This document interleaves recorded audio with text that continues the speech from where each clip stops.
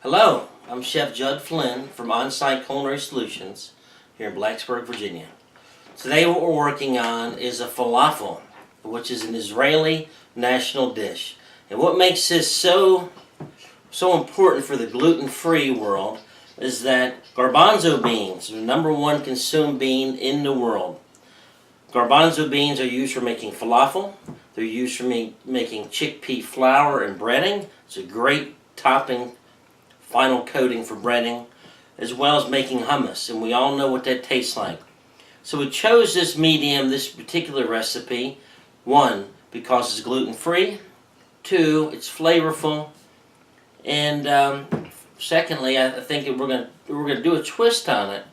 Now, gluten-free cooking, we're looking at doing this into a wrap sandwich. Well, we all know that wraps are not gluten-free. They have gluten, there's whole wheat or durum wheat flour in there. So we're going to actually do a fusion cuisine and look at the availability of wraps of the world. The first wrap that comes to mind is from Mexico. It's a tortilla. So we're going to do a twist on Israeli national dish and bring in the Mexican influence. So our ingredients are as follows: chickpeas, rice flour, which is going to be our thickening agent, garlic, crushed red pepper, cumin, cilantro, oil, salt, and pepper. So let's get started. First we take our food processor, add our chickpeas. Okay, next thing we're going to do is chop up our cilantro. I like to take most of the stems off the cilantro, reserve those for another dish. I do not pick the stems totally off. I just try to take some of the thicker wood-like stems away from there. So I've already pre-picked this. It's not necessary that we finely chop it here on our cutting board because the food processor will do the rest of the chopping for us. Mainly rough chop it. We were looking at chickpea quantity somewhere around, that was 2 cans of chickpeas, drained, rinsed, added to the food processor, about 3/4 of a cup of cilantro, about 1.5 cloves of garlic. The garlic, we'll cut this in half, and we're just going to rough chop it. I try not to smash the garlic on the cutting board like this, mainly because garlic has oil in it. And when you smash the oil, smash the garlic, the oil goes all over your cutting board. So try to keep as much of the flavor in the oil, in the garlic, and we can use it for the dish. Okay, so the rest of this, cumin. I like to season by eye, and just enough seasoning, which I feel visually will coat everything. Essentially, that was about 1.5 teaspoons. Crushed red pepper, just enough to give it a little sting, but not to be hot. Okay, salt.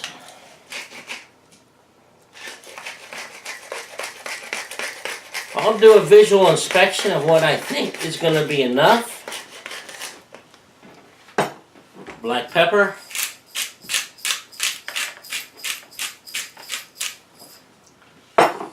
Drizzle of oil, olive oil.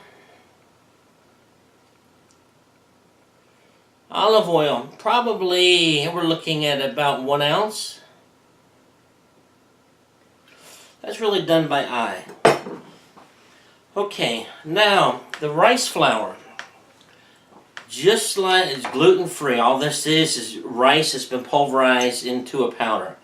Okay, we're just going to go ahead and dust a little bit on top. We're roughly looking for about 1/4 cup to 1/2 cup, based on the moisture of the chickpeas.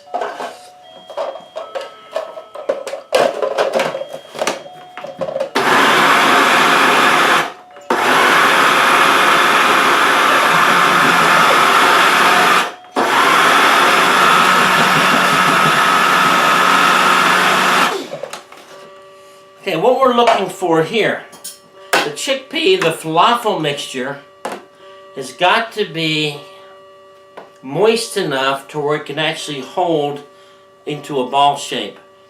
Not to where it's going to fall apart. That's pretty good, but I think I can go just a little bit moister. So the moistening agent is the olive oil. Probably another tablespoon or so. Let's pulse it again.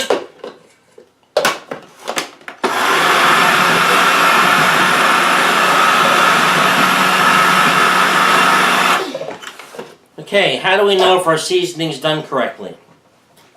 At this point, we go ahead and taste it.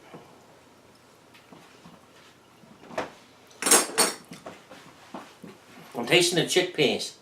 I taste the garlic. I'm getting the cilantro. The salt could be a little heavier.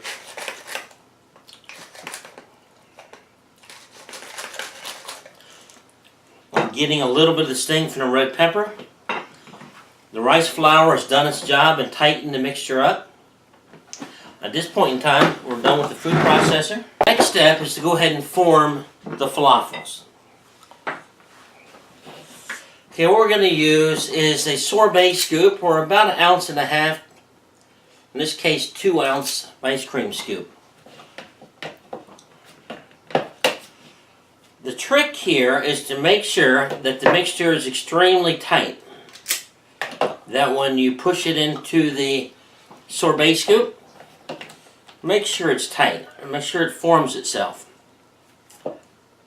Okay? That's the final destination right here.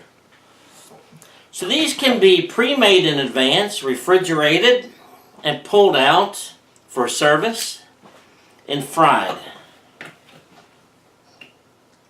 Doesn't that look killer? Look at all the seasonings in here.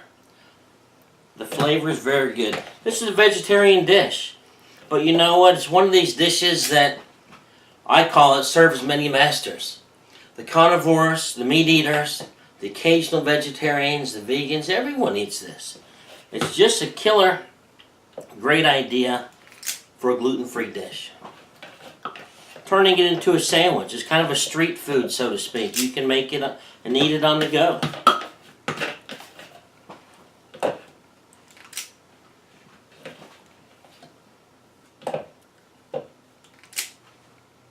Okay, let's just do one more, and then we'll move on to the next step.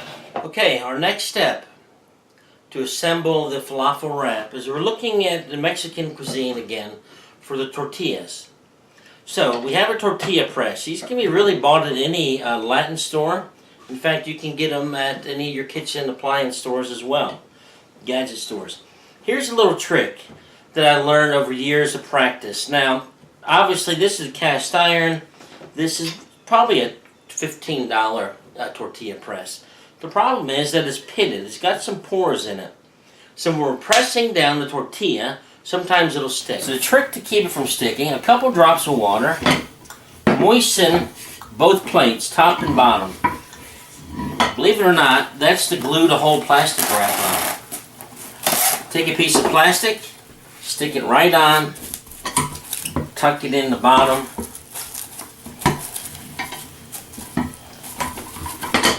That's essentially makes it a non-stick tortilla press.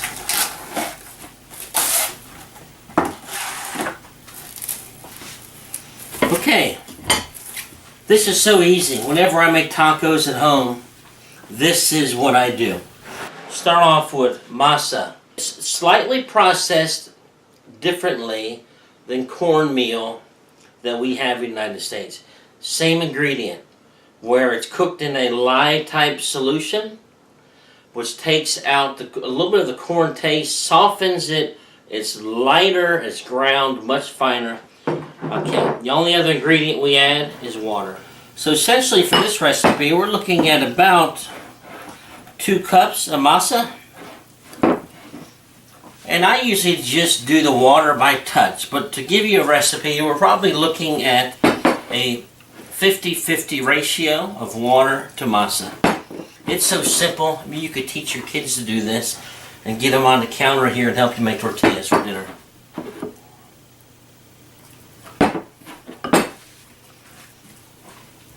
Okay, the trick to masa dough or tortilla dough is to keep it just a little bit moist. I'm not talking sticky, but you don't want it to be crumbly either. So what we're doing is just forming a ball.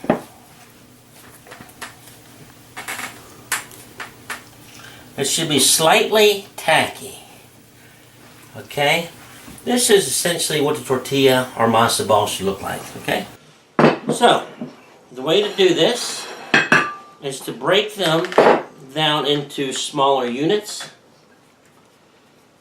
And after you do one or two of them, you'll be able to determine what the appropriate quantity should look like. Okay. The other trick to making tortilla is to use a lot of pressure. After you understand the size that you're working with, looking at, see how this peels off like that? Perfect. Nice and thin, holds together perfectly. If you find that your tortilla is breaking apart and not keeping in one unit, the problem is you didn't put enough pressure on it. Again, these tortillas can be used for anything. They are gluten-free. You know, they can be used for anything, really. I make tortillas all the time. Put sandwiches in them. Tacos. Okay. These two can be done in advance. Kept in your refrigerator.